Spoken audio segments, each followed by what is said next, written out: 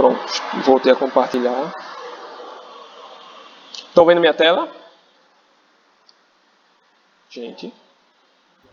Sim, Caleb. Obrigado. O feedback é muito importante nessas horas, porque eu não estou vendo. Sim, eu tô vocês. vendo.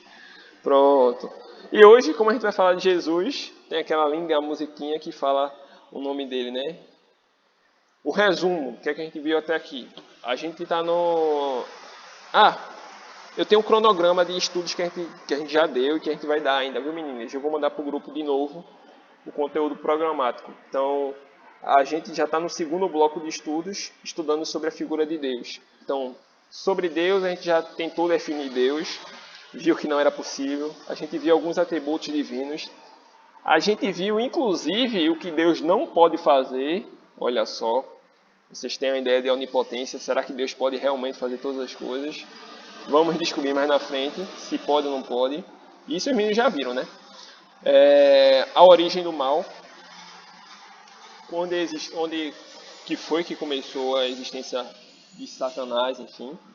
A Trindade, que foi um assunto bastante complicado, mas eu acho que o pessoal não está com tanta dúvida ainda não.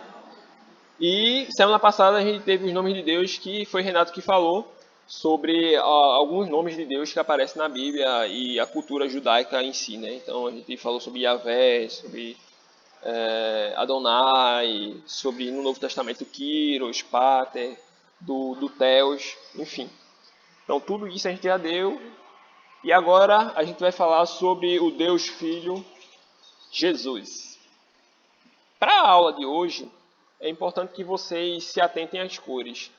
Desculpa pelas cores, eu sei que quem tem daltonismo fica um pouco complicado, mas foi as únicas cores que deu para destacar aí e para que não fosse tão similar um ao outro. Então, toda vez que o tema estiver falando de Mateus, o tema vai estar... Toda vez que o tema estiver lá e estiver na cor azul, está se referindo ao livro de Mateus. Se for verde, Marcos, se for vermelho, Lucas e se for roxo, João. Então, por exemplo, o nascimento de Jesus, qual livro está encontrado, vai estar lá grifado, vai estar lá a cor do livro que vai ser encontrado essa passagem, tá certo? E se for encontrado em vários outros livros, não só for um livro, vai estar com um asterisco de lado, dizendo que também, informando a cor do livro que vai estar. Capite? Alguma dúvida quanto a isso? Não. Novo, tá certo? Então isso é importante que vocês entendam essa figura. Esses 4 primeiros livros são chamados de sinóticos. O que danado é? É quando eles acontecem simultaneamente. Então, Mateus, Marcos, Lucas e João, eles contam no seu grande conteúdo a mesma história, só com perspectivas diferentes, tá certo? Eu não vou... Ô, Caleb. Por favor, Cícero. Eu dei uma pesquisada, aí eu vi que o de João não é considerado dentre os sinóticos. Só os 3 primeiros, porque o de João é diferente, bastante diferente dos outros, daí eles não consideram como sinótico. Sim, mas só que a abordagem, por exemplo, sobre a crucificação, existem pontos que realmente refletem, entendeu? Eu considero como sinóticos como se fossem paralelos, tá certo? Mas Sim, eu beleza. entendi o seu posicionamento quanto a isso. É sinóticos ou sinóticos? Sinóticos. Mas Com parece C? que é um P, né? É sinópticos. Não, é com S. Não é com S? Com S. É sinóticos ou sinóticos? Com C, sinóticos. Ah, entendi. Tá bom, obrigada. Beleza? No final, entendi. Tá muito barulho de moto, tá, né? Se estiver incomodando, me avise que eu vou fechar as janelas daqui. Ou tá de Tá boa? só de vez em quando. Mas tá de boa, né? Dá pra aguentar, né? Beleza. Bom, o começo da história, né? E aí a gente tem o nascimento de Jesus. Aí vocês podem observar as coresinhas que estão sendo a referência do livro. Então, Deus se fez carne. Deus se fez homem. Lá no Evangelho de João, a gente tem a primeira informação que Jesus já existia, já era eterno. Jesus já estava na criação do mundo e ele só foi colocado na Terra encarnado, né? Então, a gente fala um pouco disso na Trindade, sobre a questão do não gerado, né? Então, não gerado, do não criado. Jesus não foi criado, mas ele foi gerado na questão do nascimento dele, né? Então, o Evangelho de João traz essa perspectiva da gente do Deus Filho eterno, tá certo? Em seguida, sim, os acontecimentos estão, a maioria deles estão em ordem cronológica, tá certo? Então é até bom para vocês estudarem na Bíblia se vocês quiserem. Não com todos os temas, tem alguns temas que realmente está faltando, mas eu procurei ao máximo temas relevantes que possam ser úteis para você, tá certo? Se vocês tiverem outros temas, por favor, depois façam suas anotações, imprimam, sei lá, botem no celular e façam as anotações, que eu disponibilizo esse material mesmo. Vamos lá. Após isso, né, essa informação de João, a gente tem a anunciação que os meninos iriam nascer. Quem danados eram os meninos? Um anjo aparece para Zacarias e fala sobre o nascimento de João. Quem é esse João? João Batista, que seria aquele que iria preparar o caminho, preparar o ministério para a vinda do Messias. Paralelo a isso, mais na frente um pouquinho, aparece um anjo a Maria e promete o nascimento de Jesus. Em relação a esse fato, a gente liga muito o nascimento de João agora, né? No período de festas juninas, e o de Jesus somente no Natal, que é uma discrepância muito grande, já que a Bíblia fala que a gravidez tanto da mulher de Zacarias, que acho que é Ana, se não me engano, e tanto Maria eram paralelos, então não tinha como uma diferença de 6 meses. Então isso foi mais uma questão de datas da Igreja Católica, mas acredita-se que Jesus nasceu na metade do ano, tá certo? Outro fato interessante, que é até bom a gente não saber da data que Cristo nasceu, a data exata, que dia Cristo nasceu, porque senão a gente poderia ser um elemento a mais de adoração. A gente ia começar a adorar somente aquele dia e dar aquele dia como se fosse especial. Não que o Natal a gente não faça isso, a gente celebra, né? Mas a gente não adora o Natal porque a gente sabe que Jesus não nasceu no Natal, na data do Natal. Deu para entender? Beleza. Nasce João Batista, que foi o cumprimento da promessa de Zacarias. Zacarias também era um pouquinho velhinho quanto a isso e duvidou, por isso ele sofreu as consequências, mas nasceu João Batista. E um anjo aparece a José, que seria algo muito, mas muito complicado para José entender se só fosse Maria falando.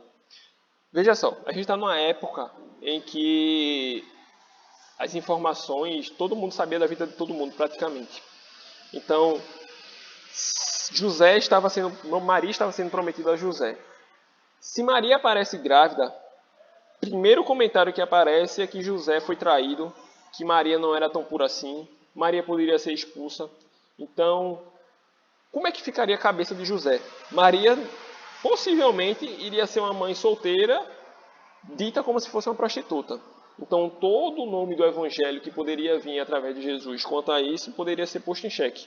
O que é que aconteceu? Um anjo aparece a José e explica a situação e diz assim: José, o filho que Maria está esperando é do Espírito Santo, ela não teve relação com ninguém, vai lá e casa com ela e assume o filho e começa a criar porque ele vai ser bênção. Aí José, beleza então, vou casar com Maria. E casou com Maria e teve uma relação aceitável aos olhos da sociedade, não criou nenhum tipo de descontentamento, tá certo? Aí a gente tem, em Mateus, a gente tem a nossa genealogia de Gênesis, que é a descendência real, acredita-se ser a descendência real, que é da parte de José, tá certo? Descendente lá de Davi. Teorias dizem, na verdade, né? E outra, a genealogia de Jesus em Lucas, que é a descendência biológica. Desculpa, se você olhar nome por nome, você vai ver que é diferente. Mas os teólogos acreditam que é por conta disso. Uns atribuem a descendência real, como se Jesus fosse o sucessor do trono, realmente, de Davi. Desculpa. E o outro, a descendência biológica, numa descendência mais de sacerdote, tá certo? Aquele que poderia fazer o sacrifício, de sumo sacerdote.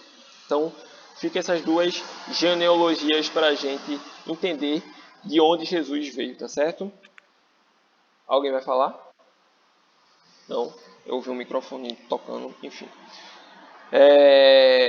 Jesus nasce em Belém, numa pequena manjedoura, mas entenda Rapidinho, quem fala, Olga. Olga.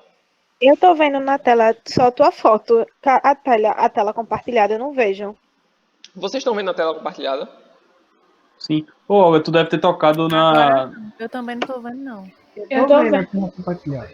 Tem um fixador em cima da foto de Caleb. Tu deve ter apertado nele, aí aumentou a foto dele, eu não sei. Não, só tem um fone. Aí só aparece a foto dele. Tipo, o slide aparece embaixo, como se fosse nos contatos. Então, aperta no contatos, Ah, desculpa, obrigada. tá certo? Lilian também conseguiu. Agora eu acho que foi. Pronto. Aí tá vendo a minha tela agora tá compartilhada a vocês, né? Isso, Pronto. obrigada. Vou voltar pro slide, beleza? Então aí vocês podem ver também que tá tudo coloridinho. Então, roxo é João, vermelho Lucas, azul Mateus e Marcos vai ser verde, tá bom? E são acontecimentos únicos descritos somente nesses livros. Jesus nasce em Belém, uma manjedoura, mas perceba que Jesus não fica o tempo todinho lá na manjedoura não, viu? Ele vai para uma casa depois, quando ele recebe as visitas dos pastores e as visitas dos magos, tá certo? Os pastores visitam Jesus primeiro, depois de um tempo, Jesus ainda é levado ao templo, mais ou menos 8 dias depois, assim como está descrito na Bíblia, tá certo? E Jesus é apresentado no templo e tal. Depois acontece duas profecias, a profecia de Simeão e de Ana. Eu não coloquei os versículos, mas existem essas duas profecias. Se depois vocês quiserem ler, tá em Lucas, que tanto Simeão como Ana falam da vinda do Messias, tá certo? Ô, Caleb, rapidinho. Por favor. Seria possível, tipo, cada acontecimento desse tá em um capítulo, né? Tipo, teria como depois tu colocar pra quando a gente fosse estudar, ou tu quer que a gente leia os 4? Boa pergunta. Vocês vão ver que hoje a gente vai falar de muitos slides. E, como lição de casa, vocês vão ter que colocar referência bíblica nesses slides, tá certo? Eu vou dividir os slides em duplas e vocês vão ter essas atividades e atribuições de botar referência bíblica do lado. Obrigado por me lembrar disso, Riane. Como assim, referência bíblica? Babau e Riane. Babau e Riane não, eu só O queria... capítulo e o versículo. Que acontece. Porque se ele fez a listagem dos acontecimentos, com certeza ele sabe as referências, né? Então eu pedi as referências a ele, eu não fiz nada. Muito bem, Riane, muito bem. Eu gosto de... Veja só, eu acho que Beatriz me perguntou, não foi? Veja, tá vendo, assim, os pastores visitam a Jesus. Eu coloquei... Pessoal, desculpa interromper. Mas só salientando, pelo tempo que eu conheço o Caleb, ele nunca faz nada por acaso. Então, ele já tinha premeditado isso. Esse meu amigo é só Jesus na causa. Eu sou uma pessoa malvada mesmo. Isso deu um trabalho danado pintar esses negócios, vocês não têm ideia. Veja só, Beatriz, tá vendo assim que tá os pastores visitam Jesus em vermelho? Eu coloquei em Lucas, tá certo? Sim, tô vendo. Você vai ter que achar no livro de Lucas qual é a referência bíblica que encaixa nos pastores visitam Jesus. Aí você bota Lucas, capítulo tanto, versículo tanto. Entendeu? Entendi. Pronto. Maria e José levam Jesus ao templo, a mesma coisa. Tá mais fácil porque tá descrito qual é o livro que tá, mas não deixa de ser uma atividade. Quem vai ficar com os primeiros livros é mais fácil conter os primeiros slides, fica mais fácil de identificar, né? Mas lá pra frente você vai ter que ler um pouquinho e ver onde é que tá cada coisa. Semana que vem eu quero essa resposta, viu? Que esses slides não vão acabar hoje não, o assunto é muito complicado. Sim, aí teve duas profecias, a profecia de Simeão e a de Ana, que fala sobre a vinda do Messias. Paralelo a isso, temos a visita dos magos ao rei Herodes. Os magos visitam lá e pensam que está lá no palácio, mas o rei Herodes, não, tragam lá esse tal Messias, esse rei que nasceu, que eu quero adorar também. Tudo mentira, ele queria saber onde estava para poder matar. Os magos percebem isso através do Espírito Santo, falam com eles, tudo mais revela que isso era uma treta. E eles não voltam para avisar Herodes, tá certo? Mas Herodes manda matar todo mundo, manda matar as crianças que nasceram recém-nascidas, né? E isso acarreta uma fuga para o Egito. É muito parecido essa passagem com o que acontece no Egito, né? Ao mesmo tempo que o faraó manda matar as crianças pequenas porque está nascendo muito hebreu, o rei Herodes manda matar as crianças porque uma delas seria o rei dos judeus. Então ele fica com medo também. Voltamos para os magos. Os magos vão lá, entregam ouro, incenso e mirra. Quantos eram os magos? 3. 3? 3. Só que vocês estão no acrescentares.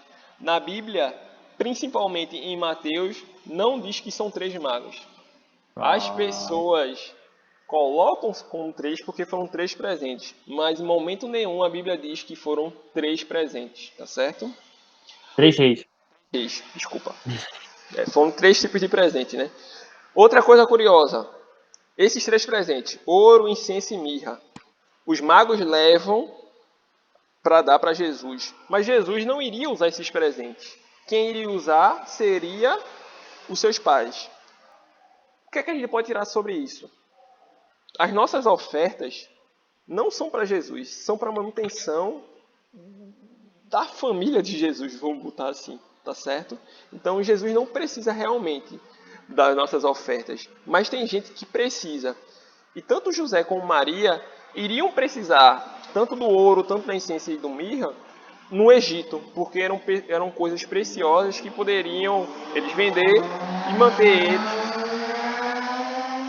e manter eles durante a sua estadia no Egito. Então, quando seu amiguinho diz assim, mas Jesus não precisa do nosso dinheiro, não. Mas tem gente que precisa, tá certo? Vocês podem usar esse exemplo também. Capítulo. Eu ia fazer essa pergunta de analogia, né? Tipo, que a gente pode fazer uma correlação com as ofertas e com os dízimos, né? Pois é, exatamente. Em relação a isso. Cada presente ele tinha um significado, né? Também tinha um significado, mas principalmente no contexto literal, eles iam vender. O ouro era uma moeda de troca, então eles iam vender para acarretar recursos para a sua estadia no Egito, tá certo? José e Maria picam uma mula, literalmente, e vão para o Egito fugir da mão de Herodes, que estava mandando matar todo mundo. E eles ficam lá um tempinho. Depois aparece um anjo e diz assim, José, Herodes, que mandou matar, já morreu. Desculpa. Volta para lá, para sua terra, pode voltar lá para Nazaré, que as coisas já estão sussa. José e Maria pegam Jesus e voltam para Nazaré, e lá tem a sua infância, tá certo? Outro paralelo que a gente pode fazer do Antigo Testamento. Lembra quando José trouxe a família para morar no Egito? Aquela passagem ali foi um momento de sobrevivência. Então, os judeus saíram da Terra Prometida, saíram da Terra Prometida, na verdade, né? E foram para o Egito para sobreviver. Só que acontece, eles eram para retornar quando o tempo passasse de escassez. Mas o que aconteceu? Eles se acomodaram e ficaram no Egito, e ficaram até o ponto deles serem escravizados. Quando José e Maria recebem a mensagem do anjo para retornar do Egito, quer dizer assim, sai da tua zona de conforto. Eu sei que aí tá bom, mas volta para lá, que não é no Egito que as coisas vão acontecer, não. É lá em Israel. Então, fica mais um paralelo do Antigo Testamento, tá certo? Esse paralelo da gente não se acomodar na situação que nós estamos, tá certo? E aí Jesus passou sua infância lá em Nazaré. Essa passagem é descrita tanto em Mateus como em Lucas também. Temos a passagem aí que Jesus fala com os mestres religiosos. E é interessante que Jesus fala para eles, pergunta também. Então, vocês não podem deixar que Jesus era homem e estava aprendendo com os mestres o que eles entendiam também. Então, Jesus perguntava, eles respondiam, Jesus tinha dúvida. Não é porque Jesus era o Deus encarnado que ele sabia de todas as coisas, não. Ele também passou esse momento para aprender o que era a lei. Então, Jesus teve que aprender a ler, a escrever, a fazer conta, a fazer a sua profissão. Tudo isso Jesus teve que aprender como humano. Tudo bem por aí? Tudo. Pronto. Aí a gente passa a sair da infância de Jesus, né? O nascimento da infância, e agora a gente vem para a preparação. E a preparação de Jesus vem com a figura de João Batista. Lá do comecinho da história, João Batista, que era o primo dele, João Batista já anuncia que vai vir o Messias por aí. E João Batista era um cara bacana. Tanto é que muita gente achou que ele era o Messias. Mas ele disse, não sou eu o Messias não, é Jesus. João, lembre-se que João era primo de Jesus, tá certo? E hoje a gente até conversou se João conhecia ou não conhecia Jesus. E aí a gente teve um consenso, não foi Cícero, que João possivelmente já conhecia Jesus porque ele era parente dele. Mas ele não reconhecia Jesus como Messias. Mas a partir do momento que o Espírito Santo o revelou, ele disse assim, não, aquele é o Cordeiro do mundo, aquele ali que vai salvar a gente do pecado. Então apontou para Jesus. João Batista Jesus.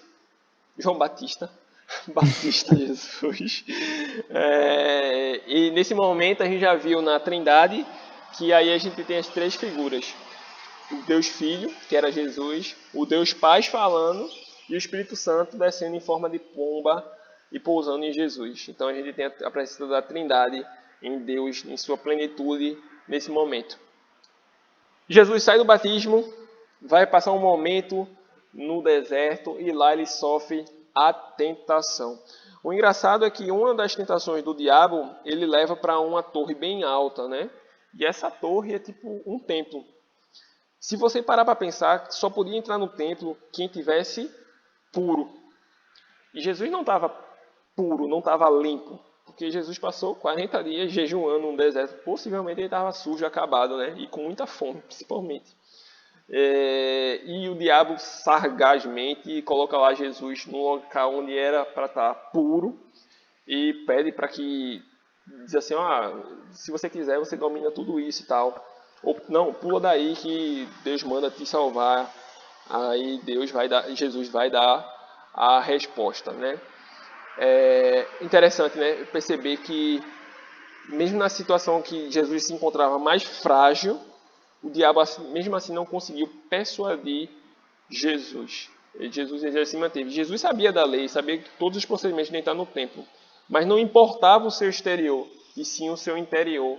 Então fica mais uma lição para a gente. Em seguida, João proclama, né, começa a fazer a propaganda de Jesus como Messias, e o povo começa a enxergar que Jesus era o Messias mesmo. Essa passagem a gente se encontra lá no Evangelho de João. Temos também no Evangelho de João o primeiro milagre que acontece lá no casamento. Jesus não queria fazer, mas Maria disse, vá lá, faça, meu filho. A gente quer tomar um vinhozinho. E o vinho simbolizava a alegria, né? A vida da festa. Então, um judeu que não tivesse vinho no seu casamento, aquele possivelmente seria um fracasso, né? Tanto socialmente, tanto culturalmente, tá? E Jesus vai e realiza seu primeiro milagre em transformar a água em vinho. Por favor, Cícero. Eu só queria falar um negócio que eu acho engraçado dessa parte aí. Que parece que Jesus fala, eu não vou fazer não. Aí Maria fala, traz os baldes de água. É mais ou menos assim, porque Jesus diz assim, não chegou minha hora de realizar milagres ainda e tal. Mas meu filho, faça aí, traz aí, que faça tudo que esse homem mandar. Aí Jesus vai, tá bom, minha hora chegou, né? Vou demonstrar os meus dons. E acontece, né? O legal disso aí é porque assim, Jesus não tinha realizado, pelo menos a Bíblia não narra, Jesus não tinha realizado milagre nenhum. E mesmo assim Maria já sabia que ele tinha poder de realizar milagre, né? É engraçado a fé a fé que Maria já tinha na certeza do seu filho, né? É curioso. E aí Jesus, depois disso, começa o seu ministério. ele tem uma passagem que limpa o templo. Inclusive eu não li bem esse texto. Não é essa passagem que ele expulsa o pessoal de lá, tá certo? É outra passagem que ele limpa. Ô Caleb, por favor. E o tempo que ele ficou sem fazer, entre aspas, nada, né? Que foi 12 anos, né? Se eu não me engano, 18 anos. Ele ficou assim, desaparecido, entre aspas, né? Como assim? Da porque... infância pra fase adulta. Sim, na adolescência que não conta, né? 12 anos até os 30 anos. Os 18 anos, né? Que falta. Veja, possivelmente Jesus teve uma vida normal. Comeu, trabalhou, se alimentou, aprendeu, leu bastante. Ele não foi, a Bíblia não relata o que aconteceu com exatidão, com algum propósito. Tem um filme aí que passa muito na Globo, né? Sobre Jesus. E diz que ele realizou o milagre da pombinha, né? Isso aí não tá na Bíblia não, viu, irmão? Não tem na Bíblia não. Não fique imaginando isso não, que na Bíblia não tem que ele ressuscitou aquele passarinho não. Mas percebam que a Bíblia não se interessa muito pela infância de Jesus. Então, possivelmente, a Félia disse que Jesus teve uma infância normal, como todo o ser. Então, ele leu, estudou, se preparou para ter chegado no momento. Por isso que, muitas pessoas dizem que essa época que Jesus foi viajar e encontrou com vários filósofos, não sei o quê, por isso que ele era tão inteligente. Mas aí... Foi mochilar na Europa. Aí o pessoal viaja. Mas não teve nada que embasasse isso, entendeu? Exato. Tá. Teve 2 purificações no templo. Eu acredito que as 2 Jesus expulsou os mercadores de lá, tá certo?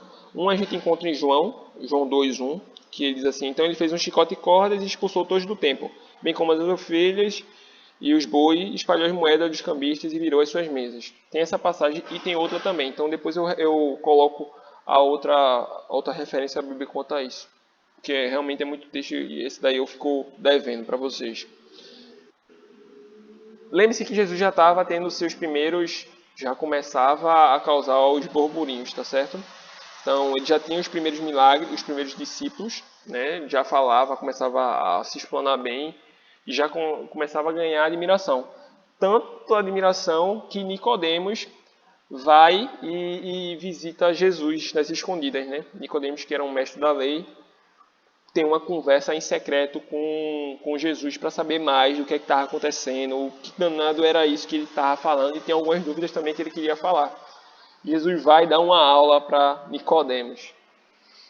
Em sequência, nós temos a figura de João Batista, que começa a falar mais e mais de Jesus. Depois disso, Herodes faz uma festa lá de aniversário, comemorando, e a sua filha dança brilhantemente, e persuadida por sua mãe, ela pede que a cabeça de João Batista. Então, João Batista é preso, mas na frente a gente vai ver que ele vai ser executado. É spoiler, mas já tem na Bíblia e eu acredito que você já saiba disso. João Batista é preso por falar, né? E João Batista apontava muitos erros, principalmente da esposa de Herodes. Não é o mesmo Herodes que mandou matar as crianças no começo, tá certo? É outro Herodes. Vamos seguir. Em João a gente vê que Jesus ministra em Samaria. E aí a gente tem aquela famosa passagem da mulher samaritana. Interessante nesse ponto. É tudo interessante, na verdade, né? Se a gente for parar para analisar, a gente tem um sermão a cada tema. Mas nesse ponto em específico, a gente vê como Jesus rompe as barreiras sociais. A gente tem um Jesus que fala com uma mulher e que fala com uma mulher de outra nacionalidade, que era quase um crime acontecer isso. Então, os judeus se relacionaram com Samaria por toda a briga que eles já tiveram no passado. E Jesus brilhantemente fala isso. O momento que a mulher samaritana também pega água, é o momento de meio-dia, ou seja, não tinha ninguém lá. Então, possivelmente acontecia alguma coisa que aquela mulher tinha vergonha de fazer isso. Caleb, outra coisa que vale a pena tentar. Ela não só era uma mulher de um povo inimigo, como também era de uma índole daquela época duvidosa, porque vivia com um homem fora do casamento, tanto que o próprio Senhor diz que o marido que ela tem no momento não era dela. E ela aí de meio-dia era justamente por conta disso, porque ela não era uma mulher bem vista pela sociedade. Pois é. A vergonha que aquela mulher tinha é justamente quanto a isso, né? Quanto a sua luxúria, né? Sobre os seus relacionamentos que ela já teve. E Jesus brilhantemente começa o diálogo fazendo algumas perguntas para ela e alguns pedidos, né? E ela vai e começa a ser quebrantada e aquela mulher é transformada. Que Jesus toca bem na ferida dela. Se a gente for olhar bem, Jesus não quer a gente na mesma posição. Ele quer que a gente mude. Por isso que aqui eu vivo reproduzindo, né? Não tem ninguém certo aqui. Tá todo mundo errado, tá todo mundo aprendendo sobre a Bíblia. E todo mundo aqui tem que se transformar dia a dia. E Jesus pede isso pra gente, né? A gente que é teimoso e não quer fazer. Mas quando ele aponta o erro daquela mulher, diz assim, bem tu sabes que o marido que tu tens não é teu, e tu já tivesse 4, e agora tá assim nessa situação. Diz assim, mulher, eu sei da tua vida preguiça, mas muda essa situação, que isso eu não quero pra ti. E aquela mulher... E mais uma vez, né, Jesus dá aquele show de aula pra gente, que a gente possa aprender. Eu quero aproveitar esse momento para dizer que, assim como Deus quebrou o paradigma, a gente como igreja também possa quebrar esse paradigma. Será que nós hoje, como igreja, estamos preparados para receber uma mulher que tenha caído numa profissão de prostituição e olhar para ela não pela profissão, mas como pessoa, alguém que necessita ser amada e aparada pela igreja? Né? Esse é o nosso desafio enquanto cristãos e discípulos. Não queria deixar de passar de falar isso. Perfeito, Renato. Eu aproveitei e mandei uma mensagem no grupo agora, porque como eu estou compartilhando a tela, eu não sei se vai dar para visualizar as pessoas que estão entrando depois, né? Não sei se vai chegar alguém depois, já são 8 horas, enfim. Vamos dar sequência. A gente vê que Jesus pede que aquela mulher se transforme, aquela mulher realmente se transforma, tanto que aquela mulher começa a ser a primeira... Não é a primeira, né? Mas ela começa a evangelizar na Samaria. E muitas de suas pessoas são chamadas a ver Jesus e são convertidos por conta disso. Só uma observação, tipo, em relação ao que Renato falou, né? Acho que é um complemento, na verdade. Eu entendo que quando o Renato fala nós como igreja, não é nós somente como igreja, é instituição. É nós como igreja, pessoas, sabe? Tipo, será que a gente está preparado para acompanhar uma pessoa que estava em situação de prostituição e se converteu e agora precisa de um acompanhamento, sabe? É algo para a gente refletir como cristãos mesmo. Não somente como igreja PIB Cajueiro, mas como igreja Corpo de Cristo, sabe? Para que a gente reflita em relação a isso. Para a gente se preparar em relação a isso. Para a gente não esperar só que a igreja nos prepare, a igreja PIB Cajueiro nos prepare, mas que a gente se prepare para cuidar de uma pessoa assim, para poder sentar do lado de alguém que estava na rua e agora quer assistir um culto, entendeu? Tipo, é abrir os olhos nesse aspecto. Isso. A gente já debateu isso em discipulados muito antigo mesmo. Eu acho que o nome de discipulados até era em foco, alguma coisa assim, foco, alguma coisa relacionada a foco. Tem alguma coisa com visão, com foco. E foi levantada essa possibilidade. Não sei se até que a Sofia estava. Eu acredito que quem estava lá foi Giovanise. E acho que foi a Sofia também estava. Eu acho que o Fernando também estava. E foi debatida essa questão. Como nós, igreja, estamos preparados para receber uma prostituta?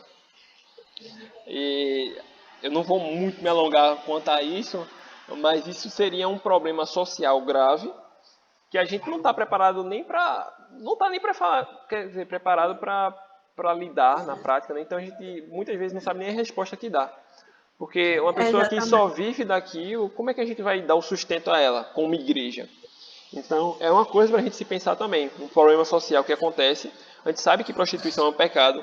Mas o que acontece quando a pessoa não sabe fazer outra coisa senão aquilo? Como é que ela vai sobreviver? Então passa de ser pecado como ser a única subsistência dela. Não estou legitimando a prostituição, mas um problema social agora. E aí, igreja, vai fazer o que comigo? E assim, tipo, a gente olha como a prostituição de forma muito distante, né? Tipo, claro que na nossa realidade, que muita gente, tipo, a gente tem casa e tal, tipo, tem tudo, a gente olha como algo muito distante. Uma prostituta, ela tá só lá em Boa Viagem, sabe? Tipo, mas a gente dos Inconformados tem testemunhos, e, tipo, eu digo infelizmente, porque é uma situação muito ruim, mas, tipo, a gente faz o trabalho de ir lá, né? Às vezes, e, tipo, a gente já foi lá, e quando foi conversar com a menina, disse de onde a gente era, ela fez eu era de lá. E, tipo, pega a gente de surpresa, porque a gente nunca esperaria encontrar uma pessoa que era da nossa igreja numa situação de prostituição. E pior ainda é não conhecer essa pessoa, porque eu não lembro dela, eu não conhecia ela. E, tipo, onde é que eu tava? O que é que eu tava fazendo que eu não percebia essa pessoa, sabe? Tipo, acho que quando a gente olha para as questões sociais, a gente também tem que olhar para dentro da nossa igreja e, tipo, um cuidando do outro também, sabe? É uma gama de possibilidades. E, tipo, pra gente também meio que acordar um pouquinho em relação a essas coisas. Perfeito, perfeito. Olha, Arthur não está aqui, mas Arthur deveria estar porque já ia anotando que seria outro tema para a gente debater mais na frente. O que é que a gente pode fazer quanto a isso? Porque também, só para completar, que já para não passar muito tempo, entre outras, né? Entre outras demandas que a gente ainda, como o Riane bem colocou, a gente como igreja, né? Não instituição, mas também instituição, mas primeiramente partindo da gente, né? No individual.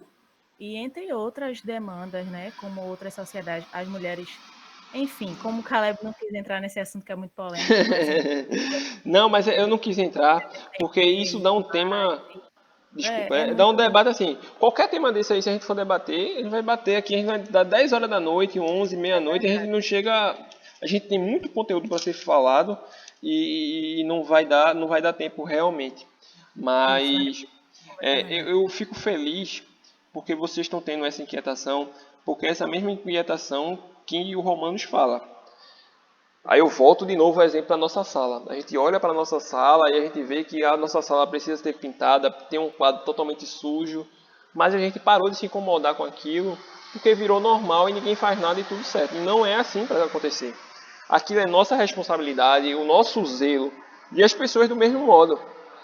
Talvez mais na frente eu vou fazer uma dinâmica com vocês que seja uma dinâmica totalmente chocante, mas que a gente precisa acordar para a situação do próximo e não compactuar com aquilo, isso é normal, a gente não tem nada que fazer. Poxa, nem possível, a gente tem que orar para que Deus esclareça, levante outras pessoas, mas a gente precisa fazer alguma outra coisa. Eu acho que entrou alguém. Renan. Pronto. Eu estou escutando pelo menos. Renan, seja bem-vindo. Vamos continuar. E Jesus agora começa seu ministério na Galileia. Começa por onde ele, pela região da Galileia, e começa a pregar. E lá ele realiza várias curas. Inclusive, lá ele começa a escolher os seus discípulos. Então, a escolha dos discípulos está tanto em Marcos quanto em Lucas.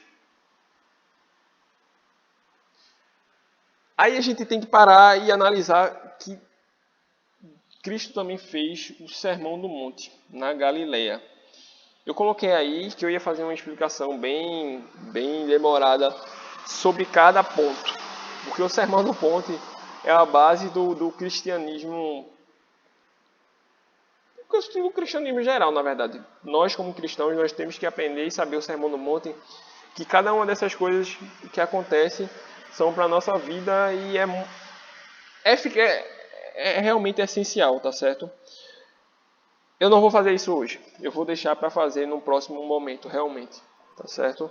Mas que fica aí registrado os temas do Sermão do Monte. Então, se depois você sentir vontade, por favor, se você não leu ainda, leia o Sermão do Monte, porque isso é primordial para a sua vida. São coisas que ele fala sobre, vou dar um exemplo aí. A gente pensa que o homicídio é somente quando a gente mata outra pessoa. Mas Cristo fala, se você odeia a pessoa, você já matou em seu coração. Então, isso é muito forte para nós cristãos, que a gente critica muito ao outro, mas por vezes a gente diz, poxa, aquela pessoa merece a morte. quem merece a morte e você está querendo a morte da outra pessoa. Só não tem coragem de fazer, só não tem a oportunidade de fazer. Então, isso é muito sério. Os nossos pecados já começam no nosso pensamento e quando começa a pensar, é só questão de oportunidade para fazer. O adultério é a mesma coisa. A gente só pensa em adultério a pessoa que está se relacionando carnalmente, mas não. O adultério já começa no pensamento. Então, leiam, por favor, o Sermão do Monte. Alguém tem algum comentário quanto a isso? Que ouve o microfone balançar? Não. Então, vamos na sequência, que já são 8h10. A gente tem a continuidade do ministério de Jesus lá na Galileia. Tem um centurião romano, aquele homem que tem muita fé, né? Então, seu servo adoece, e Jesus diz assim, beleza, eu vou lá curar ele. Não, Jesus, não precisa curar. Porque se você falar daqui, meu servo já é curado. E ele diz, ele é ressaltado como um homem de maior fé naquela região, porque só pelo falar de Jesus, só pela palavra, pela boca, ele já sabia que poderia realizar milagres. Então, possivelmente, alguém já falou de Jesus para ele, aquele homem realmente acreditou nas palavras de quem Jesus era, né? E viu que Jesus tinha milagre quanto a isso. Em sequência, nós temos que Jesus ressuscita o filho de uma viúva. A gente pensa que Jesus só realizou a ressurreição de Lázaro, né? Mas teve esse momento também. Está em Lucas. A pessoa que vai ficar com isso aí, por favor, marque. Jesus promete repouso para a alma. É mais um conforto. Mais uma pregação de Jesus para a gente não ser ansioso, para depositar nele a carga. E uma crítica também à época, né? Já que os fariseus colocavam muito a lei, só que oprimia muito o povo numa questão deles nem raciocinar. Hoje os meninos vieram aqui e a gente debateu sobre a graça, né, de Jesus. E a gente percebe que a gente não faz as coisas, a gente não deveria fazer as coisas, na verdade, não é porque a lei manda, mas sim por amor ao próximo. Aí eu coloco o exemplo que sempre o pastor Jaelson usava. Por que a gente não avança o sinal vermelho? Quem tem carro, né? A gente não avança o sinal vermelho porque tem medo da multa que vai levar. Quando era para ser que a gente tivesse medo de machucar alguém, de se machucar, de ferir outra pessoa, todas as outras questões. Então, quando Jesus vem, ele não vem trazer uma nova lei, ele veio ressignificar a lei que já estava lá, dar uma nova motivação. E é essa motivação que a gente tem que voltar todos os dias.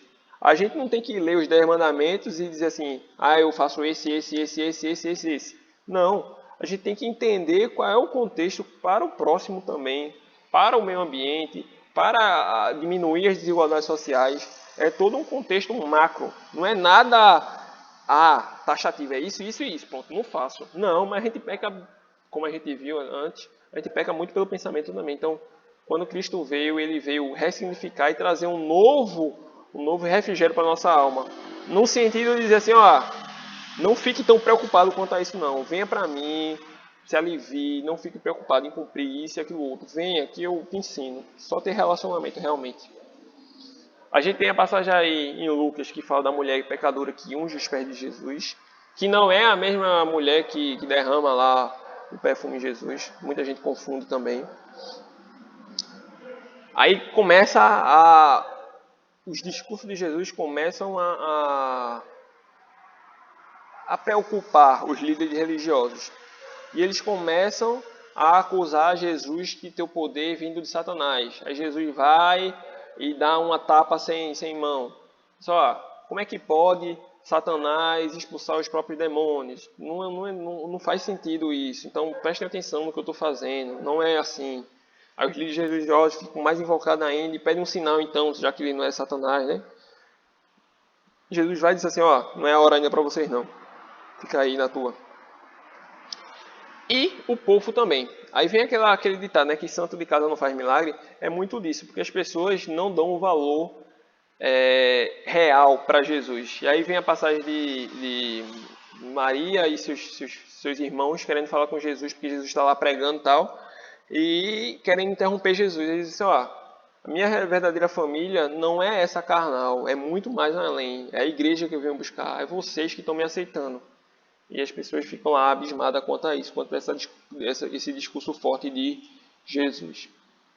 Eu gosto mais do texto que fala em Marcos, tá certo? Mas eu botei em Mateus porque também relata melhor o fato. A gente tem algumas parábolas. Essas parábolas aí, em específico, elas não estão em ordem, tá certo? Então vocês podem encontrar elas no começo da trajetória de Jesus. Na verdade é a partir de agora, mas no começo agora ou muito mais na frente, quando Jesus já está em outra região. Eu coloquei aí porque fica todo mundo compilada. Não são todas, mas são as que a gente mais escuta, tá? Tem a parábola do semeador, que fala dos 4 tipos de terreno. Que esses 4 tipos de terreno é muita gente, né? É muito nós, é muita gente como a gente está como ser humano. A gente tem a ovelha perdida e vê a preocupação que Jesus se importa com o pecador, com o ímpio. Então ele deixa as 99 e vai lá buscar. E às vezes a gente tem um amiguinho, um fulaninho que não está indo mais para a igreja, a gente não quer nem saber dele. Enquanto Jesus deixava tudo que estava fazendo e ia lá buscar aquela pessoa. Então é mais um tapa em nossa situação pecadora, né? A gente tem a semente de mostarda sobre a nossa fé, como deve ser a nossa fé. O filho pródigo, isso aí, se eu falar do filho pródigo, só em sermão eu já vi uns 15 diferentes e não acaba realmente. O retorno do proprietário, que é muito interessante ver como o ser humano veio... O ser humano, na verdade, ele perdeu o temor a Deus, né? Ele sabe que Deus é o Criador de todas as coisas, mas quando Jesus vem dizendo que é o Filho dele e que veio sarar a terra, ele mete o cacete, espanca, e é exatamente o que acontece. Então, é uma parábola triste, mas de sacrifício. E aí a gente entende mais uma vez que esse sacrifício foi amor para a gente. E obediência, principalmente, né? O tesouro escondido, é uma passagem muito marcante também. Onde é que está nosso tesouro? Ali também está o nosso coração. E às vezes a gente fica correndo atrás de dinheiro, diz que está trabalhando muito, diz que está estudando demais. Mas será mesmo que isso que importa? Será mesmo que vai ser essas coisas o essencial? E tem também o tesouro escondido sobre aquele que acha o tesouro escondido e vem compartilhar. Eu acho que essa passagem, o tesouro escondido é aquele que acha um tesouro muito grande e quer compartilhar com os outros. É o valor do evangelho, né? E o bom samaritano, que é uma prática... Mais uma vez, eu falo dos judeus, né? Que não se davam bem com o samaritano e não esperavam nada do samaritano. E às vezes a gente faz esses pré-julgamentos com o próximo também e descredencia ele, né? Só pela raça, pela situação. Então, a gente tem muito disso. A gente tem muito desse preconceito velado. A gente tem... Quando fala a gente, me incluo também. A gente diz assim, fulaninho é de outra crença, então ele não pode ajudar ninguém, não. Eu não estou dizendo que ele vai ser salvo. Que salvo realmente quem sabe é Deus.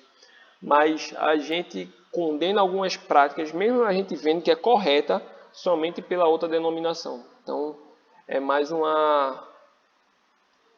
tapa sem mão na gente. Cada parábola na verdade, é um ensinamento novo. Eu vou parar por aqui, tá?